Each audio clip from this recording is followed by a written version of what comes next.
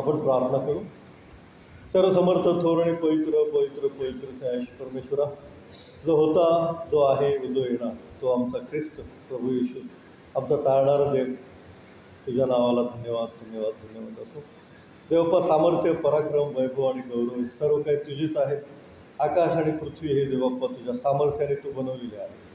हे देवप्पा, तुझा पवित्र आत्मा जगभरामध्ये कार्य करतो आणि सर्वसमर्थ देवप्पा, त्या पवित्र आत्मा या विषयावर चिंतन आणि मनन करत असताना हे प्रभू, तो आम्हाला तुझा पवित्र आत्मा दे अशासाठी की तुझी वचनं देवप्पा आम्हाला समजते आणि देवप्पा तुझं गौरव आम्हाद्वारे देतो. ही लहान प्रार्थना आमचा धन्य ताळणारा प्रभू श्री ख्रिस्ताच्याद्वारे मागतो नाही बापा, आमेन. देवाची स्तुती असो. आपण मागच्या रविवारी असं पाहिलं होतं की एक दीपवृक्ष आहे मंदिरामध्ये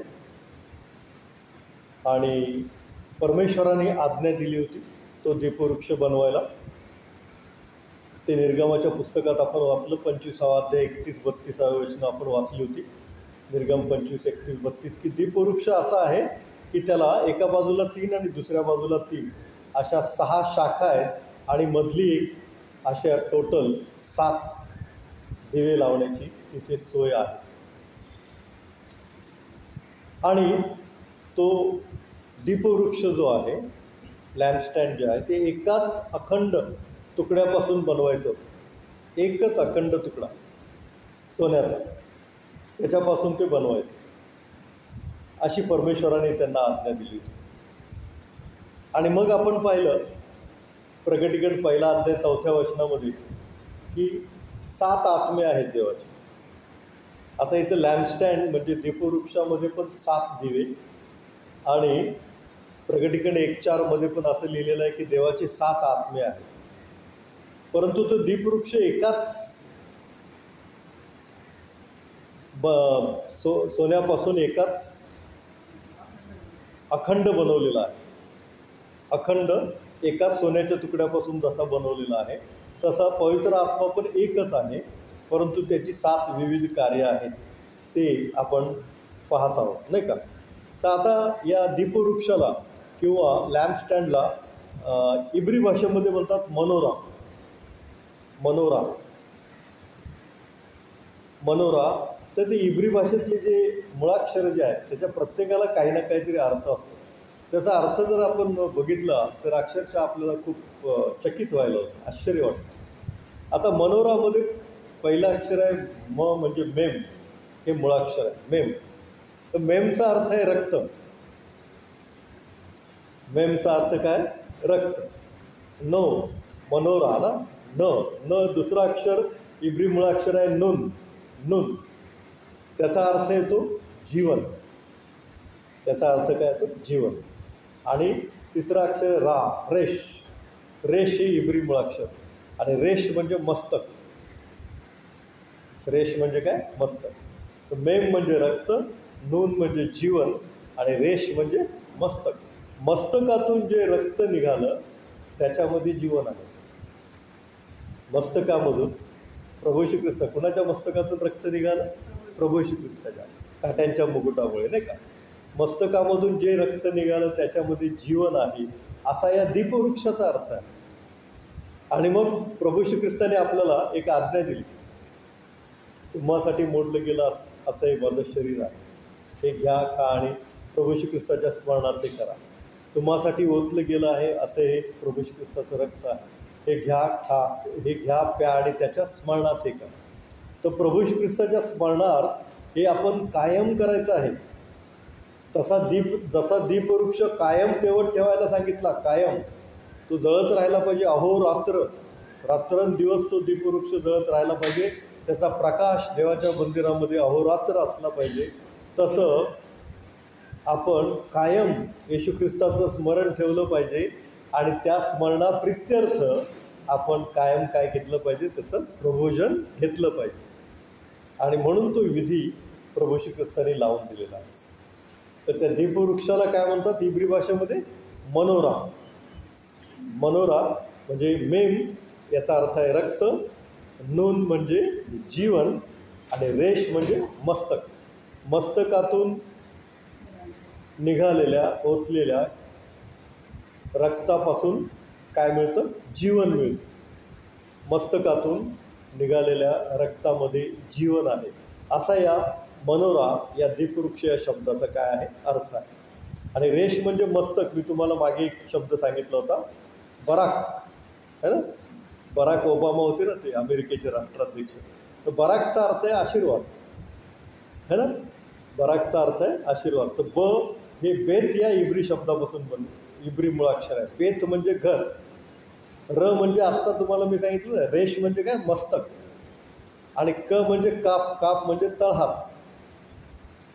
बराक आशीर्वादाचा अर्थ काय? बराक म्हणजे आशीर्वाद. आशीर्वाद म्हणजे काय? ब म्हणजे बेत घर, र म्हणजे रेश मस्तक, क म्हणजे काप परमेश्वराचा तळहात.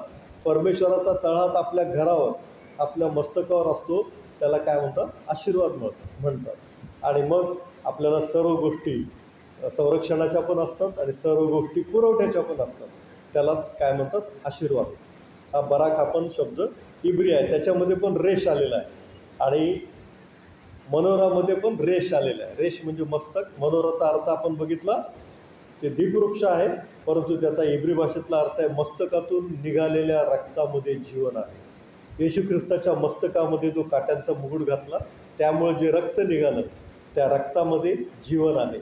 आणि ते जीवन तुम्हाला अहोरात्र परमेश्वराने त्याचं फुकट असं दिलेलं आहे, त्या रक्तामधलं जीवन. आणि म्हणून हा लॅम्पस्टँड जो आहे 7 दिव्यांनी उजळवायचा आहे मंदिरामध्ये, तो अहोरात्र काय झाला पाहिजे? चालू राहिला पाहिजे. अहोरात्र तो तेवत ठेवला पाहिजे, अशी परमेश्वराची आज्ञा होती. तर ते 7 दिवे तसे 7 आत्मे, असं प्रकटीकरण 1:4 म्हटलेलं आहे. आणि आपण पहिला आत्मा पाहिला होता मागच्या रविवारी, रोमकरासपत्र 1 अध्याय 4 वचन. तो आहे पवित्रतेचा आत्मा, आणि तो काय करतो? आपलं पवित्रीकरण करतो. आणि ते पवित्रीकरण कसं होतं? तर प्रभू श्री ख्रिस्ताच्या रक्ताने होतं आणि देवाच्या वचनाने होतं, हे आपण गेल्या रविवारी पाहिलं होतं. दुसरा आत्मा जो आहे तो जीवनाचा आत्मा आहे. रोमकरासपत्र 8 अध्याय 11 वचन. हा जीवनाचा आत्मा काय करतो? तो पुनरुत्थित करतो. काय करतो? पुनरुत्थित करतो. कुणाला? तर देवाचे सेवक, देवाचे लोक, जे देवाचे लेकरं आहेत, जे येशू ख्रिस्तावर विश्वास ठेवतात, ते मृत झाल्यानंतर जेव्हा प्रभू श्री ख्रिस्त येईल, तेव्हा त्यांना काय करेल? पुनरुत्थित करेल. तो हा जीवनाचा आत्मा आहे. म्हणजे हे दुसरं कार्य आहे पवित्र आत्म्याचं. आणखी मी एक गोष्ट सांगितली होती की प्रकटीकरण 11 अध्याय 11 वचनामध्ये ते 2 साक्षीदार येतील, आणि ते 2 साक्षीदार मरण पावतील यरूशलेमच्या वाटेवर. ज्या वाटेने चढणीच्या रस्त्याने येशू ख्रिस्ताला साखळदंड बांधून घेऊन गेले, त्या चढणीच्या रस्त्यावर ते मरून पडतील. आणि असं लिहिलेलं आहे प्रकटीकरणमध्ये की त्यांना सर्व जग पाहिजे, सर्व राष्ट्र पाहतील. आता तेव्हा जर ते यरूशलेममध्ये मरून पडले, तर सगळे राष्ट्र, सगळं जग कसं काय पाहिजे? हे तेव्हाच्या जमान्यामध्ये अद्भुत, विशेष, न विश्वास बसण्यासारखी गोष्ट होती. पण आज ते शक्य आहे की आपण जगातली कुणालाही कधी कुठेही पाहू शकतो. मोबाईल आहे, लॅपटॉप आहे, इंटरनेट आहे. आणि म्हणून ते दोघं जे मरून पडतील यरूशलेमच्या चढणीच्या रस्त्यावर, प्रकटीकरण 11:11, ते 2 साक्षीदार सर्व राष्ट्र पाहिल. मग असं म्हटलेलं आहे की जीवनाचा आत्मा त्यांच्यामध्ये शिरेल आणि मग ते जिवंत होतील आणि ते वर उचलले जातील. हा जीवनाचा आत्मा पुनरुत्थान देणार आहे. आणि हे 2 साक्षीदार जे येणार आहेत, ते आपण गेल्या वेळेला पाहिलं होतं की एलिया आणि हनोक आहेत. कारण बायबल सांगते की जो जीवात्मा पाप करेल तो मरेल. बायबल सांगतं पापाचं वेतन मरण आहे. आणि हे न मरताच स्वर्गात गेलेले दोघं आहेत, एलिया आणि हनोक. आणि बरोबर 2च साक्षीदार येणार आहेत, कारण त्यांनी मेलं पाहिजे. म्हणजे 2 साक्षीदार केव्हा येणार आहेत? जेव्हा येशू ख्रिस्त आपल्याला लोकांतरण करून घेऊन जाईल आणि अविश्वासणारे लोक राहतील, जे येशू ख्रिस्ताला मानत नाहीत असे लोक राहतील, त्यांना एक संधी म्हणून हे 2 लोक येतील आणि ते येशू ख्रिस्ताची सुवार्थ सांगतील. त्यामध्ये जे विश्वास ठेवतील त्यांना आणखी एक संधी मिळेल तारणाची, नाही का? आणि मग यांच्यामध्ये जीवनाचा आत्मा येईल आणि ते जिवंत होऊन वर घेतले जातील. अख्खं बायबल सत्य आहे, अख्खं बायबल सत्य झालेलं पण आहे, आणि ज्या गोष्टी होणाऱ्या आहेत त्या पण सत्य होणारच आहेत, कारण येशू ख्रिस्त काय आहे? सत्य आहे. देवाची स्तुती असते. तिसरं आपण बघितलं होतं की रोम 5:5, 5 अध्याय 5 वचन, प्रीतीचा आत्मा. जर प्रीतीचा आत्मा आपल्यामध्ये असेल तर आपल्यामध्ये नम्रता असते, क्षमा असते, राग द्वेष मत्सर हेवा या गोष्टी नसतात आणि आपण देवावर प्रीती करतो आणि इतरांवरही आपण प्रीती करतो. आणि चौथं आपण बघितलं होतं गेल्या रविवारी, ते म्हणजे 1 पेत्र 4 अध्याय आणि 14 वचन, 1 पीटर 4:14. तर तो आहे गौरवाचा आत्मा. तो गौरवाचा आत्मा आपल्याला काय शिकवतो, तर ख्रिस्तासाठी निंदा, अपमान, छळ सहन करायला शिकवतो, नाही का. तर आपल्याला माहिती आहे की ख्रिस्ती लोकांबद्दल कोणी काही बोलत असतं, धमक्या देत असतात, नाही का.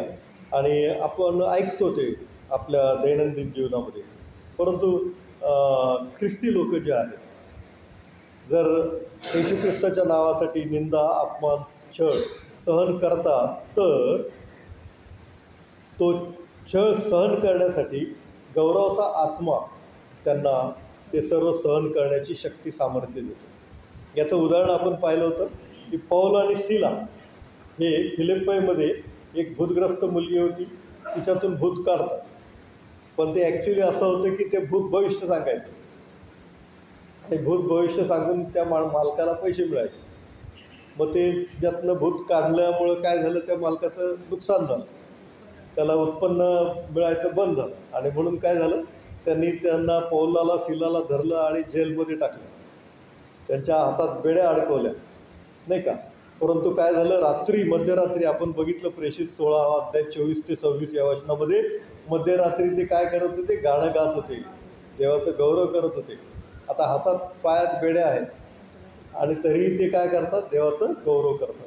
मग त्यांची चूक काहीच नव्हती, त्यांनी तर भूतग्रस्ताला मोकळं केलं होतं येशूच्या नावामध्ये. आणि मग येशूच्या नावामध्ये त्यांना निंदा, छळ, त्रास सहन करावा लागला. आता पायात बेड्या, फटके त्यांनी खायला लागले. आणि मग भूकंप झाला, तुरुंगाचे दरवाजे उघडले. आणि मग आपल्याला माहिती आहे की बेड्या कशा उघडल्या, भूकंप झाल्यावर बेड्या कशा तुटतील, नाही का. दोन्ही हात बेड्यांमध्ये जर जखडलेले आहेत, तर त्या बेड्या तोडायला कोण आला असणार, देवदूत आला असणार, देवाची स्तुती असो. आणि देवदूताने त्या बेड्या तोडल्या आणि ह्यांचंच नाही, सगळ्यांच्याच बेड्या तोडल्या आणि सगळेच फ्री झाले. आणि मग ते बाहेर एका कोपऱ्यात जमले होते. तेव्हा त्या जेलरला वाटले की आता सगळे गेले, कारण त्याच्यावर जबाबदारी होती त्या सगळ्यांचा सांभाळ करायची किंवा त्या सगळ्यांना जेलमध्ये ठेवायची. त्याला वाटलं सगळे पळून गेले म्हणून तो तलवारीने स्वतःचा नाश करणार, कारण रोमन कायदा खूप कडक होता, नाही का. रोमन सम्राटाने त्याला शिक्षा देण्यापेक्षा हा स्वतःच म्हणला की मीच नाश करून घेतो स्वतःचा, असं तो तलवार मारणार स्वतःला. इतक्यात पौल म्हणाले की थांब, आम्ही इथेच आहोत, कोणी बाहेर गेलेलं नाही, कोणी पळून गेलेलं नाही. तेव्हा त्याला समजतं की अरे बापरे, याच्यामध्ये जो देव आहे तो खरा देव आहे, तो येशू ख्रिस्त जो आहे त्याच्यामध्ये फार सामर्थ्य आहे आणि यांनी काहीच चूक केलेली नाही, तरी यांना जेलमध्ये टाकलेलं आहे. तर त्या येशू ख्रिस्ताने काय केलं, ते सगळं भूकंप आणून दरवाजे पण उघडले आणि काय केलं, त्यांच्या बेड्या पण तोडल्या. आणि म्हणून तो जेलर म्हणतो की माझं तारण व्हावं म्हणून मी काय करतो. तर संत पौल त्याला सांगतात, प्रभू येशू ख्रिस्तावर विश्वास ठेव, म्हणजे तुझे व तुझ्या घराण्याचे तारण होईल. आणि मग त्याच रात्री तो जेलर आणि त्याच्या घरातले सगळेजण काय करतात, बाप्तिस्मा घेतात. अशा प्रकारे आपण गेल्या रविवारी 4 पवित्र आत्म्याची कार्य शिकलो होतो. 7 जसे लॅम्पस्टँड दिवे आहेत ना, मनोरा, तसं 7 देवाच्या आत्म्याची कार्य आहेत. 7 आत्मे कार्य करतात. 5वा आपण पाहूया, सत्याचा आत्मा.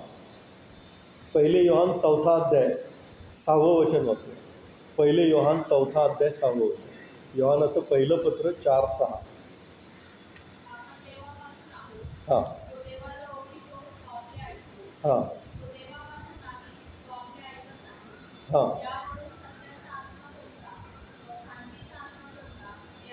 हां सत्याचा आत्मा आपल्याला प्रभू श्री ख्रिस्ताला ओळखण्यास सहाय्याने मदत करतो. आणि दुसरा पण एक आत्मा आहे की भ्रांतीचा आत्मा, कॉन्फ्यूज करणारा आत्मा. आत्ताच सकाळी पाटोळे सिस्टरांचं आमचं डिस्कशन चाललं होतं वेस्टरीमध्ये. तर काही यहोवा विटनेसचे लोक वगैरे येतात घरी आणि आपल्याला भ्रांत करून टाकतात, कन्फ्यूज करून टाकतात. आणि मग तो भ्रांतीचा आत्मा काही लोकांना कॅच करतो ज्यांचा अभ्यास नाही बायबलचा. अशा लोकांना तो बरोबर कॅच करतो आणि मग त्यांच्याकडे घेऊन जातो आणि मग नाशाकडेच जातो आपण. कारण जर प्रभू श्री ख्रिस्तावर विश्वास ठेवला तर न्यायाधीश म्हणून प्रभू श्री ख्रिस्त जो आहे तो त्याच्या पवित्र रक्ताने आपल्याला क्षमा करेल आणि आपल्याला सार्वकालिक जीवन मिळेल. परंतु जर प्रभू श्री ख्रिस्तावर विश्वास न ठेवता समजा आपण डायरेक्ट परमेश्वराकडे गेलो तर परमेश्वराचा न्याय त्या 10 आज्ञांनुसार होईल आणि मग क्षमा कशी मिळणार प्रभू श्री ख्रिस्ताकडून. किंवा जे लोक येशू ख्रिस्ताला नुसतं एक संदेष्टा फक्त मानतात, फक्त प्रॉफिट, देवाचा पुत्र असं मानत नाही. यहोवा विटनेसवाले येशू ख्रिस्ताला देवाचा पुत्र मानत नाही. माझ्या ते यहोवा विटनेस लोकांबरोबर एक तास डिबेट झालेला आहे, एक तास. तर त्यांच्या बोलण्यातून हेच येतं की ते थोर आहे, येशू थोर आहे, थोर मनुष्य आहे. त्यांनी लिहिलेलं एक पुस्तक पण आहे, the greatest man ever live. आत्तापर्यंत जीवन जगलेला सर्वात महान मनुष्य. तर येशू ख्रिस्त हा देवाचा पुत्र आहे हे जोपर्यंत आपण मान्य करत नाही तोपर्यंत येशू ख्रिस्ताच्या पवित्र रक्ताने आपली शुद्धी पण होत नाही. आणि म्हणून सत्याचा आत्मा ज्याच्याकडे आहे तो येशू ख्रिस्ताला मान्य करतो, तो देव आहे हे मान्य करतो आणि सत्याचा आत्मा आपल्याला येशू बरोबर ठेवतो, येशूकडे आणतो, येशू बरोबर ठेवतो. आता आणखी नवीन एक पंथाबद्दल तुम्ही ऐकलं असेल, यरुशलेम माता है ना, यरुशलेम माता. ते असंच काहीतरी सांगत फिरतं. हां, ते आता स्वर्गातून यरुशलेम उतरली ना, तर यरुशलेम माता आहे ती आणि ती देव आहे, तिच्यावर विश्वास ठेवा. कॅथलिक लोक काय म्हणतात, मरियावर विश्वास. पण मरियेने काय सांगितलं याचं तुम्ही ऐका, तिकडं त्यांचं लक्ष नाही. हा काय सांगतो ते तुम्ही ऐका, तसं करा, हे मरियेने सांगितलं, तिकडं त्यांचं लक्ष नाही. नुसतं मरियाला देव मानतात आणि मरिये थ्रूच प्रार्थना करतात. मी त्यांच्या प्रार्थनेमध्ये पण गेलो आहे, एक स्टडी म्हणून. कारण आम्हाला MDU मास्टर ऑफ डिव्हिनिटी करताना सगळ्या धर्मांचा अभ्यास आहे, भगवद्गीता आहे, इस्लामचा कुराणाचा अभ्यास आहे. तर कॅथलिक लोकांच्या प्रार्थना ह्या थ्रू मरियाच होतात आणि थ्रू मरिया येशू ख्रिस्ताने काय आज्ञा दिलेली आहे आपल्याला, येशूच्या नावात मागितलं तर पिता देईल ना. तर येशूच्या नावात मागितलं पाहिजे, ते मरियेच्या नावात मागतात. तर मार्ग त्यांचा चुकीचा आहे. आणि येशू ख्रिस्त काय म्हणतो, मार्ग सत्य व जीवन मीच आहे. म्हणून हा सत्याचा आत्मा फार महत्त्वाचा आहे, तो पवित्र आत्मा आहे आणि तो जर आपल्यावर असेल तरच आपण येशू ख्रिस्ताला ओळखतो, येशू ख्रिस्ताबरोबर टिकून राहतो आणि येशू ख्रिस्ताबरोबरच चालतो शेवटपर्यंत, येशू ख्रिस्ताला सोडत नाही. देवाची स्तुती असो. कॅथलिक लोक पण असं, आता मरियेची कबर आहे यरुशलेममध्ये, मी स्वतः बघितली ती कबर, मला उत्सुकता होती ती बघायचं आहे कबर. तर ते पायऱ्या आहेत अशा 20, 25, 30, खाली गेलं की ती कबर आहे आणि यरुशलेममध्येच आहे. मग ती मरण पावली, तिला पुरलं आणि तिची कबर आजही अस्तित्वात आहे. येशू ख्रिस्त मेला, त्याची कबर आजही आहे, परंतु त्याच्यामध्ये येशू ख्रिस्त नाही, तो मृतातून उठलेला जिवंत देव आहे. देवाची स्तुती असो. आणि म्हणून योहान शुभवर्तमान 14वा अध्याय 6व्या वचनामध्ये प्रभू श्री ख्रिस्त म्हणतो, मार्ग सत्य व जीवन मीच आहे, माझ्याद्वारे आल्यावाचून कोणीही पित्याजवळ जात नाही. हा सत्याचा आत्मा आहे. तो सत्याचा आत्मा आपल्याला येशू ख्रिस्ताच्या सत्याकडे नेतो. एक भ्रांतीचा आत्मा जो आहे तो तुम्हाला येशू ख्रिस्तापासून दूर नेणार. ते येऊन 2-4 वचनं काढतात आणि दाखवतात. मग तुम्हाला सांगितलंय, ओलांडण सण पिढ्यानपिढ्या पाळा, असं बायबलमध्ये लिहिलेलं आहे. ओलांडण सण काय करा, पिढ्यानपिढ्या पाळा. मग तुम्ही का नाही पाळत? हां, तर मी त्यांना सांगितलं की असं बायबलमध्ये लिहिलेलं आहे की तुम्ही जर प्रीती कराल तर अख्खं नियमशास्त्र पाळण्यासारखं आहे. तर सगळे एक काढून पाळत बसण्यापेक्षा नुसती प्रीती करा, नाही का? प्रीती करा म्हणजे अख्खं नियमशास्त्र पाळण्यासारखं आहे. मग ते वलांडन सण पण पाळण्यासारखं. म्हणजे अशी काहीतरी वचनं काढून ते आपल्याला कॉन्फ्युज करतात. पण ज्यांचा अभ्यास नाही अशी मुलं तिकडं आकर्षिली जातात. पनवेल ओल्ड चर्च आहे, तिथे गायकवाड नावाची फॅमिली आहे. तरुण मुलं आकर्षिली गेली त्यांच्याकडे, यहोवा विटनेसकडे, आणि ते तिकडेच गेले. मग ते परत काय आपल्या चर्चला इकडेच आलेच नाही. ते तिकडेच गेले आणि ते तिकडंच राहिले आणि यहोवा विटनेसमध्येच राहिले. काही वचनं काढतात, परंतु त्यांना एक तरी प्रश्न विचारा की बाबा अख्खं बायबल तुम्ही एकदा तरी वाचले का पूर्ण. त्यांना टीचिंग दिलेलं असते 4-5 वचनं, त्याच्यावर ते तुम्हाला कन्फ्यूज करून टाकतात. आणि मग आपल्याला ते बोलवतात, ते सांगतात याच्यामध्ये तुमचं जीवनच नाही, अशा चर्चला तुम्ही जाताय, काय फायदा. एक सुवार्थिक मला आपल्या चर्चचे काही लोक विनंती करतात की अमुकला बोलवा, त्यांना सांगितलं आहे बोलवायला, त्यांना इथे येऊन भाषण द्यायला सांगा. म्हणजे डोंगरदेव नावाचं एक आहे, जॉन फॉर्जेनला त्यांनी विनंती केली होती की आपल्या चर्चमध्ये बोलवा. तर मी काय बोलवलं नाही, कारण ते सुवार्थिकाचं काम करतात. पण मला माहिती आहे ते मुलुंड चर्चला एकदा बोलवलं होतं वायदंडे पाळकांनी, लगेच लक्ष देतात कोण श्रीमंत आहे. चर्च सुटल्यावर पाळक इकडे तिकडे बिझी असतात, तोवर त्यांचे नंबर लगेच घेतात. आणि मग आम्ही खेड्यापाड्यामध्ये जाऊन प्रचार करतो, असं त्यांच्या घरी जातो. वर्षा गायकवाड मोठी इंजिनियर, तिला भरपूर पगार, तिच्या घरी गेले. खेड्यापाड्यामध्ये जातो, तुमचे जे पैसे आहेत ते असे पेरा, बी असं पेरा की जिथं काय येईल तुम्हाला फळ मिळेल, आशीर्वाद मिळतील.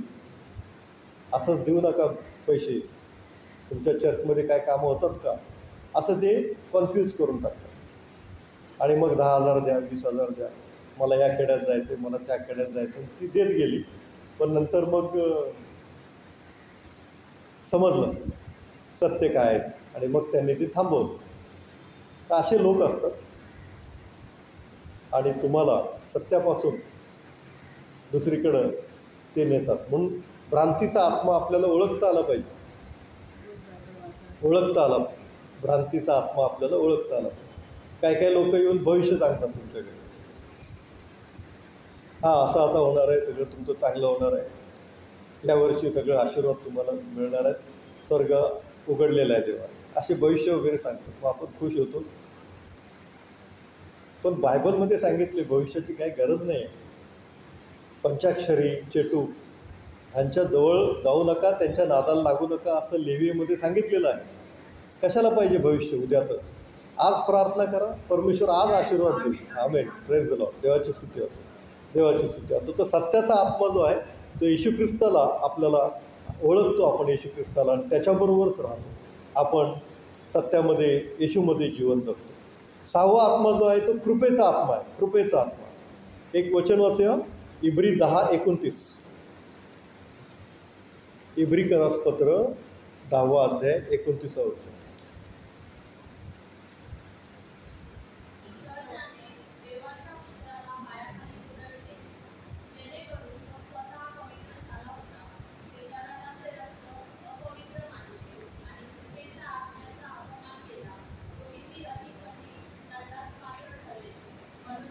हा 6वा आत्मा आहे कृपेचा आत्मा. कसला आत्मा? कृपेचा आत्मा. तर देवाने माझ्यावर काय कृपा केलेली आहे याचं स्मरण करायला पाहिजे, आणि त्यासाठी त्याचं उपकार स्मरण करत राहिलं पाहिजे ऑलवेज. देवाने माझ्यावर किती उपकार केलेले आहेत. आज जिवंताच्या भूमीवर मी आहे, हे कशामुळं? देवाने केलेल्या उपकारामुळं. आज मला जेवण मिळते, माझ्या डोक्यावर परमेश्वराने एक छत दिलेलं आहे, घर दिलेलं आहे. परमेश्वराचे उपकार स्मरण केले पाहिजेत. लेकरं शिकलेली आहेत, त्यांचं चांगलं झालेलं आहे, उपकार मानले पाहिजेत देवाचे. म्हणून स्तोत्र 100मध्ये म्हटलेलं आहे, अहो पृथ्वीवरील सर्व लोक परमेश्वराचा जय जयकार करा, हर्षाने परमेश्वराची सेवा करा, गीत गात त्याच्या पुढे या. परमेश्वर हाच देव आहे हे जाणा, त्यानेच आम्हाला उत्पन्न केले, आम्ही त्याचेच आहोत, आम्ही त्याची प्रजा, त्याच्या कुरणातील कळप आहोत. त्याचे उपकार स्मरण करीत, त्याच्या द्वारात स्तवन करीत त्याच्या अंगणात प्रवेश करा. त्याचे उपकार स्मरण करा, त्याच्या नावाचा धन्यवाद करा. कारण परमेश्वर चांगला आहे, त्याची दया सनातन आहे आणि त्याची सत्यता पिढ्यानपिढ्या टिकते. आमेन. किती सुंदर स्तोत्र आहे. देवाचे उपकार स्मरण केले पाहिजे, देवाचे उपकार मानले पाहिजे. आजचा दिवस परमेश्वराने आपल्या आयुष्याला जोडलेला आहे. आज परमेश्वराने आमच्या सर्व गरजा त्याच्या गौरी भांडारून पुरवलेल्या आहेत. म्हणून आपण देवाची उपकारस्तुती जेव्हा करतो तेव्हा तो कृपेचा आत्मा आपल्यावर असतो. कृपेचा आत्मा, इब्री 10:29. आणि म्हणून आपण सतत देवाचे उपकार मानत राहिलं पाहिजे. कधी कधी थोडं कष्ट आलं तरी देवाचे उपकार माना, कारण त्यापेक्षा अधिक कष्ट इतरांना आहे. थोडंसं दुःख आलं तरी देवाचे उपकार माना, कारण त्यापेक्षा अधिक दुःखातून देवबाप जात आहे, इतर लोक जात आहेत. आणि त्या मृत्यूछायेच्या दरीतून मी जात असलो तरी अरिष्टास भिडणार नाही, कारण तू मजबूर आहेस. हो की नाही? परमेश्वर आपल्याबरोबर आहे. म्हणून त्याची आकडी आणि त्याची काठी आपल्याला धीर देतात. म्हणून तो आपल्या सर्व गरजा पुरवतो. म्हणून देवाचे उपकार मानले पाहिजेत. ऑलवेज, नेहमी देवाचे उपकार मानत राहिलं पाहिजे. हा कृपेचा आत्मा आपल्यावर असेल तर आपण देवाचे उपकार मानतो. आणि 7वा आत्मा आहे ख्रिस्ताचा आत्मा. रोमकरास पत्र 8वा अध्याय 9वं वचन. रोम 8:9.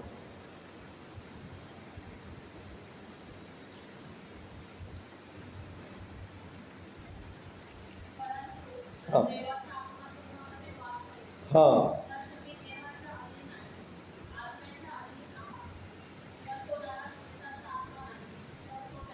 हां ख्रिस्ताचा आत्मा हा आपण ख्रिस्ताला ओळखतो. आणि एकदा ओळखलं की पुन्हा मागे फिरत नाही. कुठल्याही परिस्थितीत आपण एकदा ख्रिस्ताचा आत्मा आपण ओळखला, ख्रिस्ताचा आत्मा आपल्यावर असला तर आपण कधीही ख्रिस्ताला सोडत नाही. आपल्याला माहिती आहे, ब्रदर स्टेन्स यांना ओरिसामध्ये 2 लहान मुलांसह जिवंत जाळलं. तर त्यांना शेवटचं विचारलं होतं, क्षमा मागा, बंद करायचं सगळं. त्यांनी त्याही परिस्थितीत उत्तर दिलं होतं, लास्ट, नो टर्निंग बॅक. काय दिलं उत्तर? No turning back. मागे वळणार नाही, ते ख्रिस्ताला सोडणार नाही. तर अशी असंख्य उदाहरणं आहेत. जे मिशनरी आले तेव्हा भारतामध्ये कॉलराच्या साथी होत्या, प्लेगच्या साथी होत्या, औषध पाणी नव्हतं, चिखल असायचा, रस्ते नसायचे, चालायला वाहनं नसायची. अशा परिस्थितीत त्यांनी काय केलं? सुवार्ता गाजवली, देवाची, येशू ख्रिस्त सांगितला, सेवा केली देवाची. ते ख्रिस्ताचा आत्मा आहे. ख्रिस्ताचा आत्मा ख्रिस्ताला सोडूच देणार नाही. काहीही होऊ दे, आपण ख्रिस्ताला सोडणारच नाही. तर देवाचे 7 आत्मे आपल्यामध्ये कार्य करून अशी मी प्रार्थना करतो. आपण प्रार्थना करूया. हे सर्वसमर्थ देवबाप्पा, मनोरा, दीपवृक्ष, लॅम्पस्टँड, जसे देवबाप्पा 7 दिवे अखंड तेवत राहतात तुझ्या मंदिरामध्ये, तू आज्ञा केल्याप्रमाणे, तसं देवबाप्पा हे 7 आत्मे आमच्या जीवनामध्ये अखंड कार्य करूत आणि त्याद्वारे तुझं गौरव. आमचा धन्यता आणणारा प्रभू श्री ख्रिस्त याच्याद्वारे मागतो मी बाबा. आमेन.